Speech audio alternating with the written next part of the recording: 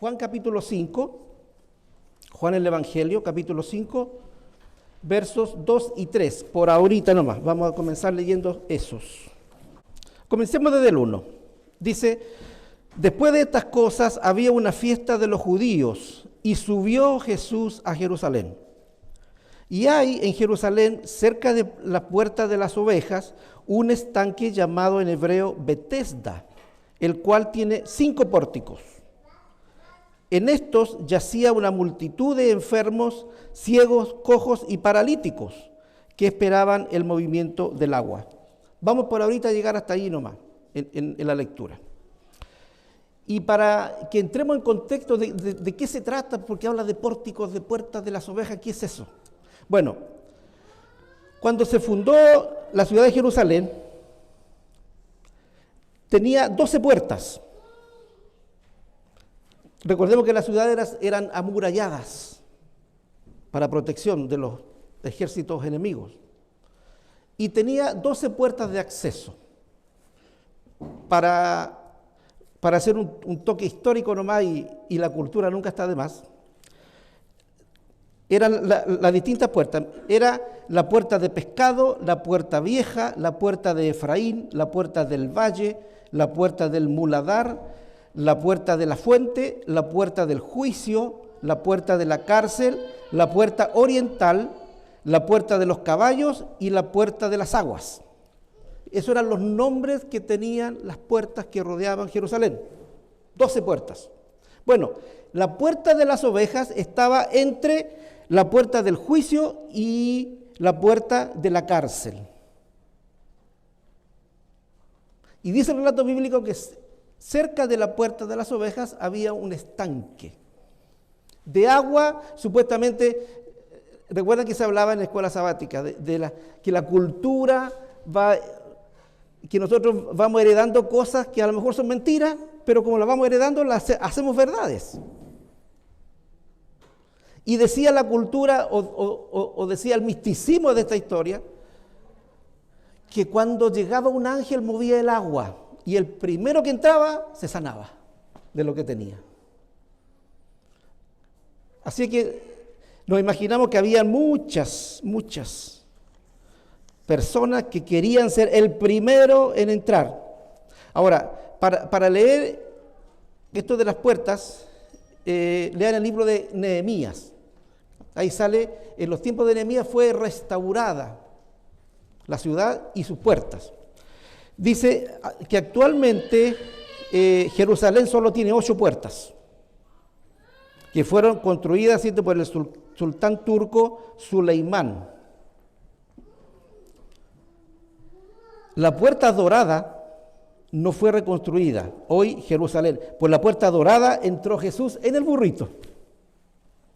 Y cuando digo burrito no lo apunté a usted, sino que la historia. Cuando entró Jesús a Jerusalén, entró por la puerta dorada, que ahora ya no existe. Ahora, dice: hay en Jerusalén, cerca de la puerta de las ovejas, un estanque llamado en hebreo Betesda. Betesda, un nombre en hebreo. Para entender muchas veces el mensaje que está más allá de lo que nosotros podemos simplemente leer, tenemos que ir al origen de la palabra. Y Betesda es sinónimo de Betsaida, que hay alguna hermana que tiene ese nombre, Betsaida. Yo he escuchado ese nombre, Betsaida. ¿Saben qué significa? Significa misericordia. O sea, por así decir, era la puerta o el estanque se llamaba estanque de misericordia, porque Dios derramaba su misericordia en ese estanque a aquel que primero entraba, según la costumbre. Que sabemos que Dios no trabaja de esa manera para los milagros. Entonces, hay una cosa que he tratado de hacer de un tiempo acá para entender algunas palabras un poquito difíciles de entender. ¿Saben una técnica? Y sobre todo para los muchachitos, para los adolescentes que están aprendiendo muchas cosas siempre. Para entender una palabra, imaginariamente usted pártala en 2. Y cuando habla de misericordia, la primera parte, miseria. Miseria. Todos nosotros somos una miseria. El mundo es una miseria. La segunda parte, cordia, que uno lo asocia mentalmente con cordia, concordia, acuerdo, trato. Después del paso que dimos de partir la palabra y analizar los dos puntos, ahora juntémoslo. ¿Qué es misericordia entonces? Misericordia es un acuerdo entre la miseria y ¿quién? Nuestro Dios, que es el que nos da todo, que nos saca de la miseria, nos saca del hoyo, nos saca de la enfermedad, nos saca del dolor, del sufrimiento, nos saca de un estado anímico triste, pero no por ahora, sino que por el pasado, y lo traemos al presente y andamos tristes. ¿Por qué? Porque no hemos derramado, porque el Señor, no hemos dejado que el Señor derrame sobre nosotros su entera misericordia. Y vivimos pegados a las cosas tristes del pasado. Entonces,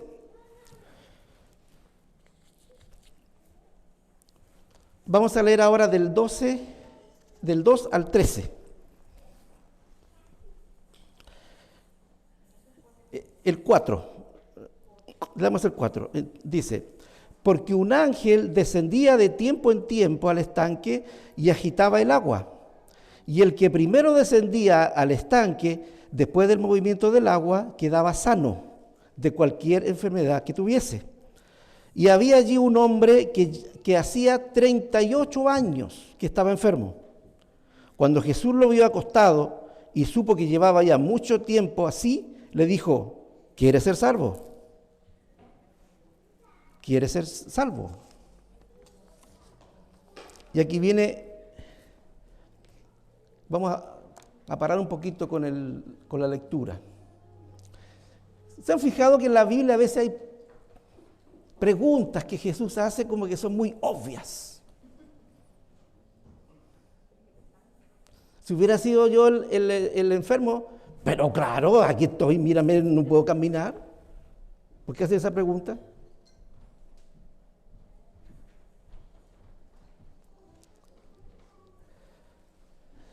Pero el Señor por algo hace esas preguntas, porque quiere, como que le gusta que sea obvio que Él quiere sanar. ¿Quiere ser salvo?, le pregunta. Entonces, y aquí vemos que el sanamiento tiene dos cosas, tiene dos voluntades que deben unirse. Mucha gente cree que van a ser salvos porque sí, porque el Señor es bueno.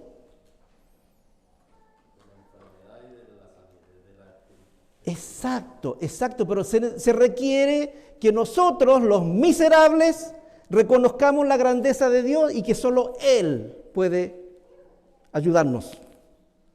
Pero no quedarnos acostaditos para que el Señor venga la misericordia, venga la gracia y venga todo lo bueno de Dios. ¿Y yo qué hago? Nada. Por eso, para que haya verdadera misericordia, tienen que haber dos elementos: la miseria humana y la grandiosidad de Dios. ¿Y saben qué se me viene a la mente esto? Una mirada con misericordia, estar retratada pero maravillosamente en la mirada que Jesús le dio a Pedro después que lo negó. Y ya iba Jesús con la cruz a cuesta y vio que Pedro estaba mezclado entre la multitud, como con cara de yo fui culpable. Y recién después de 3 años, el hijo del trueno comenzó a cambiar. Solo la mirada misericordiosa que Jesús le dio. Y esa es la mirada que a veces nosotros necesitamos. Hay 3 partes en la Biblia, bueno, en muchas, pero hay 3 maneras en las cuales la misericordia está presente en la vida de cada uno de nosotros. Cuando quiere, Jehová dice, misericordia para Él, que le amemos con misericordia. Él no necesita la misericordia, pero nosotros podemos amar a Dios por la misericordia que ha tenido Él con nosotros. Mire, y para analizar un poquito lo que es misericordia en sí, a veces como que confundimos gracia y misericordia, son dos cosas distintas. La gracia hace por mí lo que yo no puedo hacer por mí mismo. O sea, me da lo que no merezco. Y la misericordia no me da lo que merezco. Miren, increíble. La gracia me da lo que no merezco y la misericordia no me da lo que merezco. Por eso cuando uno está siendo maltratado, por ejemplo, uno pide misericordia de la gente, no me golpees más. Son dos tópicos distintos que es bueno tener presente. Dios pide misericordia para Él. Nosotros, y nos vamos a ir a los textos porque por el tiempo, en Salmo, por ejemplo, el salmista pide misericordia para él, para David, me imagino, en esa parte de la Escritura. Y Números, capítulo 6, verso 24, dice, tened misericordia para con los otros. Y esa es la parte que a nosotros nos duele hacer, o nos cuesta hacer. Cuando vemos a alguien que ha tenido un encuentro con el Señor, y lo digo por experiencia personal, a ver cuánto les va a durar el amor, el primer amor que uno dice, cuando se bautizan, por ejemplo. Conocemos muchos casos de gente que viene, se bautiza y después nunca aparece. O tienen un encuentro muy, muy ferviente con el Señor, pero esa pasión se va aminorando y al tiempo dejan de ir a la iglesia. Y nosotros nos miramos así como, no, yo no quiero ser como él. Ese toquecito nos falta a nosotros, hermanos, para ser como el Señor quiere que seamos. Que no perdamos la misericordia para con otros. Otros también tienen que recibir lo que a nosotros una vez el Señor nos dio. Pero somos egoístas. Pensamos solo en la gracia y la misericordia para nosotros, para mí, de yo, para mí. Mi familia, a lo mucho. Mi familia no tan cercana. Pero siempre que pedimos solo para nosotros. Entonces, sigamos con la lectura. Desde el 6. Cuando Jesús lo había acostado y supo que llevaba ya mucho tiempo, así le dijo, ¿quieres ser salvo? Señor, le respondió el enfermo, no tengo quien me meta en el estanque cuando se agita el agua. Entre tanto que yo voy, otro desciende antes que yo. Miren, este enfermo no tenía quien tuviera misericordia de él. Los amigos, cada cual quería meterse primero que él. Y seguramente le ganaban siempre porque él era con su problema de pie, el que más le costaba. Versículo 8. Jesús le dijo, levántate, toma tu lecho y anda. El 9, y al instante aquel hombre fue sanado y tomó su lecho y anduvo. Y era el día de reposo aquel día. ¡Ay! Se nos puso un signo de stop para la alegría. En ese tiempo los fariseos sabían mucho de religión, mucho de Biblia, mucho de hebreo, mucho del pasado, pero de misericordia nada. Y no era factible alegrarse en día sábado, mucho menos andar con el lecho, mucho menos dar saltos de alegría como la que dio este hombre. Después de 38 años postrado, ahora salir corriendo y saltando y gritando y alabando a Dios.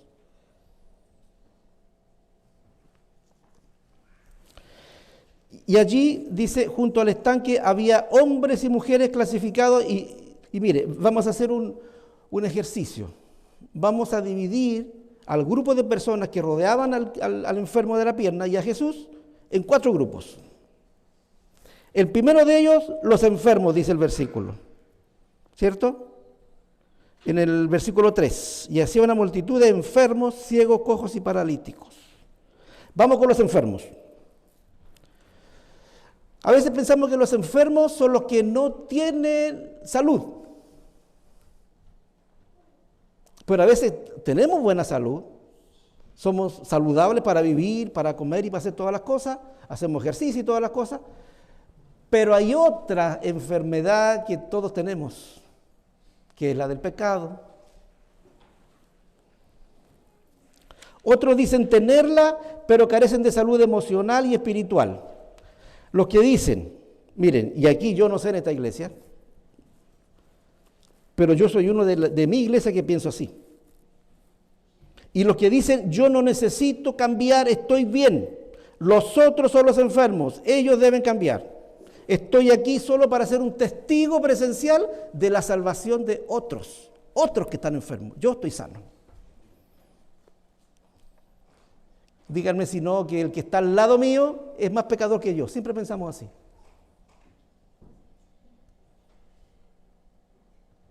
Pero muchas veces la cosa es, o la realidad es contraria a eso. Todos necesitamos de la salvación. Yo solo vine por curiosidad, dice ese enfermo, y me deleito viendo cuán mal están todos los demás, pero yo no busco sanarme, estoy sano. Ese es el pensamiento de los más enfermos que están en la iglesia, que estamos en la iglesia. Pensando que el otro necesita más sanamiento que yo. ¿Cuál es el siguiente? Dice los ciegos. Como dice un dicho muy sabio, ¿cuál es el peor ciego? El que no quiere ver. Ese somos nosotros.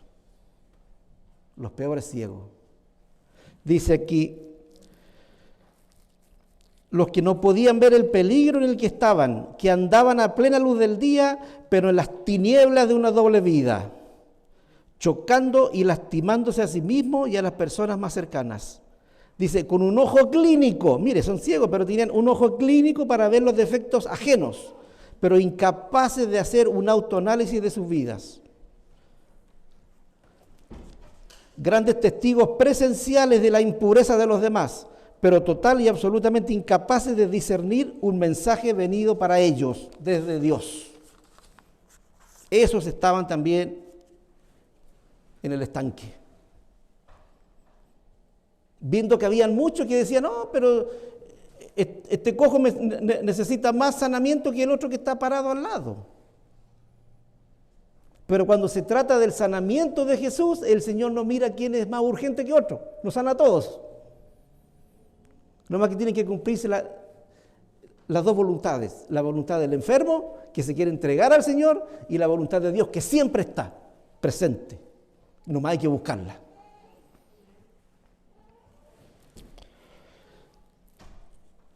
Después dice, y aquí me siento más identificado, los cojos. Les cuento que jugando fútbol me dañé el tendón de Aquiles. No me lo corté, pero tuve mucho miedo que hubiera sido, porque a mi papá le dio lo mismo, pero él se lo cortó. Tuvo 2 años enfermo, sin poder trabajar. Pero gracias a Dios solo fue un desgarro. Y ya estuve 2 semanas con una bota ortopédica, ahora poquito a poco dándome seguridad, porque sin una tobillera que tengo ando inseguro, y si piso un poquito irregular aún me duele, pero ya estamos bien. Volviendo al tema, los cojos. Hombres, dice, sin pies o con los pies estropeados, incapaces de andar, de mantenerse en pie por sí solos, y los que aún estando sanos, sus pies van de continuo al mal. Aquellos que eluden caminar con Dios para cojear en sus miserias.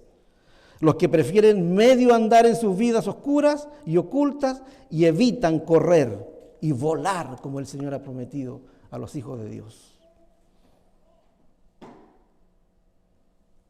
Esos son los cojos, de los cuales me identifico doblemente.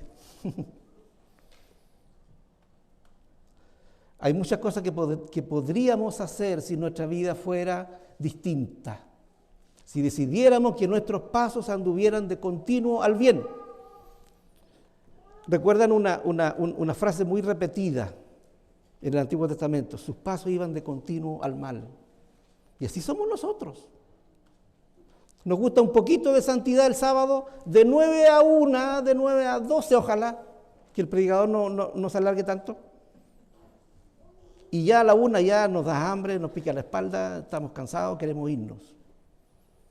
¿Por qué? Porque no estamos acostumbrados a caminar de esa manera. Nos gusta caminar a la manera nuestra. Y el Señor nos dice, cambia tus pasos, porque tus pasos van de continuo al mal, tienes que aprender a caminar conmigo. Y por eso Él puso el yugo para que aprendamos a caminar con Él. Y ese es otro sermón. Si alguna vez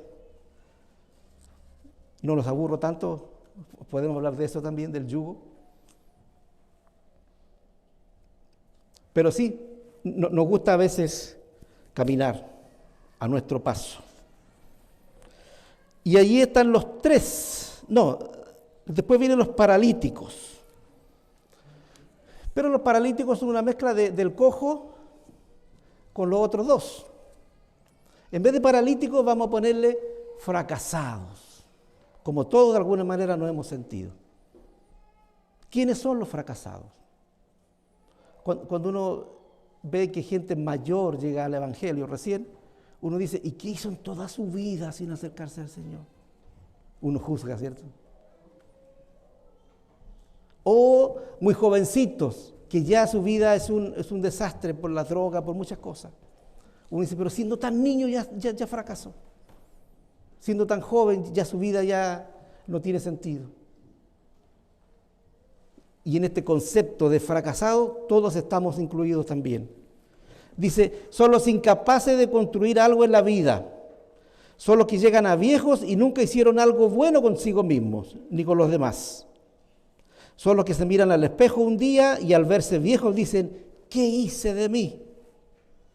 Son los que parecen cargar una maldición, porque todo lo que tocan lo arruinan. Inician una carrera y fracasan. Se anotan a un curso y no lo acaban. Tratan todo, pero no construyen nada. Solo ruina y fracaso. Hay gente que yo conozco que es así. Y qué bueno que no sé si aquí están, espero que no. Pero esa gente no sabe que Jesús está al ladito, listo para salvarlo. Y vino especialmente, entró a Jerusalén para sacarme de mi fracaso, para sacarme de mi cojera, para que yo dejara la ceguera, para que yo dejara de esperar un milagro del cielo, aunque sea una tradición o algo mentiroso, pero con la esperanza de poder entrar al tanque y sanarme. Y transcurre su vida y vienen de fracaso en fracaso. Y qué bueno que no conozco a nadie que pueda yo decir lo dije por usted.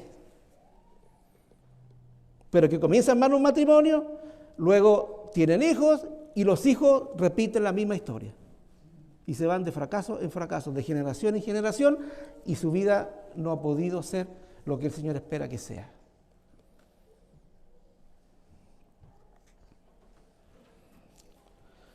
Y todos ellos, enfermos, ciegos, cojos y fracasados, se quedaban cerca del estanque esperando el milagro para que ocurriera. Y nadie era capaz de reconocer que en medio de ellos estaba el más sublime y maravilloso. Mire, para darnos cuenta de eso, vamos a leer desde el 9, 5, 9. Dice, y al instante aquel hombre fue sanado y tomó su lecho y anduvo. Y era aquel día de reposo. Entonces los judíos dijeron a aquel que había sido sanado, es día de reposo, no te es lícito llevar tu lecho. Y él respondió, el que me sanó, él mismo me dijo, toma tu lecho y anda. Entonces le preguntaron, ¿quién fue el que te dijo eso? Toma tu lecho y anda. Y el que había sido sanado no sabía quién fuese, porque Jesús se había apartado de la gente que estaba en aquel lugar. Jesús tuvo muchos milagros, algunos públicos y grandes, donde no había lugar a dudas. En este lo hizo calladito, como muchos milagros que ha hecho en tu vida. El milagro del bautismo es un milagro maravilloso y es público, por eso están en toda la iglesia, lo tienen ahí, que el mundo lo vea. Pero hay milagros en ti que tú no se lo has dicho a nadie. Eso quizás merecen publicidad también, porque eso engrandece el nombre de Dios, que ya no necesita ser más grande, porque ya más grande Dios no puede ser. Sí puede ser, porque Él es tan grande que puede hacer lo que Él quiera, pero a veces decimos que tenemos que bendecir a Dios. No, el que nos bendice es Él. Bendecir es darle el espacio que a Él le corresponde y el respeto que merece. Eso es bendecir a Dios. Pero más grande de lo que es, sí puede serlo, porque Él es todopoderoso. Pero nosotros no hacemos nada para agrandar el nombre de Dios. Simplemente decir lo que Dios hizo por mí, y eso le da un estatus distinto. Y la gente, los que no lo conocen, se pueden enterar. Dice, cada cual de los que mencionamos estaba preocupado de sí mismo. El enfermo en su enfermedad, el ciego en su ceguera, el cojo en su incapacidad de moverse y el fracasado en sus reiteradas derrotas. Nadie supo que Jesús estaba allí, y solo el paralítico que fue sanado y no supo que era Jesús. Y ahora que ya me disculpé por si dije algo mal dicho y tomé parte de lo que era su vida en explicarlo, ahora sí, cerramos las puertas y calladito y analizamos la iglesia Ágape de Elgin,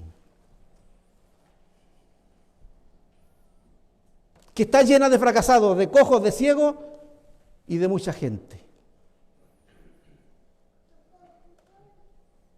Y muchas veces vienen personas heridas, vienen en forma, gente paralítica, gente con problemas, y nunca vio a Jesús en la iglesia. Nunca supo que aquí está el Espíritu de Dios. Nunca sintió el toque de misericordia por culpa nuestra. ¿Se acuerda cuando los discípulos tapaban a Jesús y lo cubrían para que nadie lo tocara?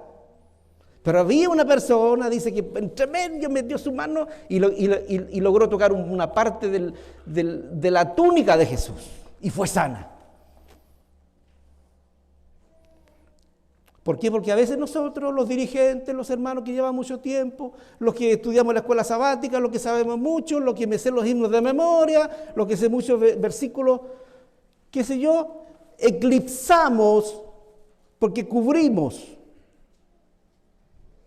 la figura maravillosa de Jesús y la gente que viene no lo ve por causa nuestra.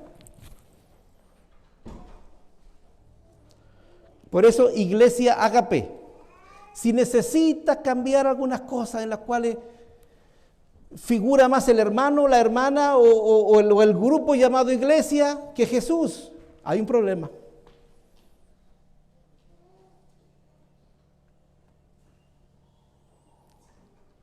Tenemos que cambiar ciertas actitudes, hermanos. Y reitero y lo digo, y qué bueno que no sé cuál es la realidad de la iglesia, pero me imagino, porque en la nuestra sí ocurre esto. La gente viene buscando sanación, buscando poder caminar, buscando poder ver, buscando felicidad, alegría, y encuentra hermanos amargados, hermanos que no me dejan ver a Jesús, y hermanos que no hacen nada, ni siquiera me saludaron. Y hay mucha gente que después de un tiempo de visitar la iglesia se va porque nadie le habla. Es costumbre en la iglesia nuestra, por estar en Chicago, que es quizá la ciudad más grande de todo el medio oeste, ¿cierto? Entonces viene mucha gente de visita que viene al consulado que está, porque en los estados de alrededor no está el consulado de México. Entonces buscan en internet y aparece la villita de las primeras, Little Village. Una bendición tremenda que tenemos. Pero esa bendición se opaca con la actitud de nosotros, los hermanos de la villita. Y esa gente tiende a sentarse en la última banca de allá, cosa de irse calladitos. ¿Cómo llegué? Que nadie me salude. Y se van. sin ser saludado por nadie, sin ser invitado por nadie y absolutamente triste porque no vieron a Jesús en la iglesia, que se supone que era el que tiene que brillar. Por eso, hermano, en esta mañana yo te hago la pregunta que Jesús le hizo al paralítico o al enfermo. ¿Quieres ser sano? Por supuesto que sí, Señor. Pero no te voy a sanar, dice el Señor, para que solo tú seas sano, sino que lleva este mensaje a los que te rodean. Ve con tu lecho, corre, salta, brinca de alegría y que otros vean tu alegría también. Pero que en tu alegría no te vean a ti feliz, vean a Jesús el sanador, a Jesús el verdadero médico, el verdadero psicólogo, psiquiatra, oftalmólogo y no sé qué más ponerle porque Él tiene todos los títulos maravillosos para sanarnos. Kinesiólogo también. Pero a veces nuestra fe con el tiempo se va como ahí quedando. Cuando Jesús le dijo al paralítico, ¿quieres ser sano? Pues toma tu lecho y vete. ¿Sabe qué le hubiera dicho yo? Sí, quiero ser sano, pero déjame hacer terapia. Son 37 años que no camino. Necesito training. No, el Señor tiene la capacidad de sanar de esa manera, instantáneamente. Pero nuestra actitud lo cubre, lo opaca, lo eclipsa, lo encierra. Y otros no pueden ver al Jesús que yo conozco, pero por mi culpa. Por eso, hermano, te invito en esta mañana a escuchar la voz que llama a tus cegueras, a tus incapacidades y a tus fracasos. Y te pregunta, ¿quieres ser sano? Que toda la comunidad vea que salimos felices en esta mañana de la iglesia.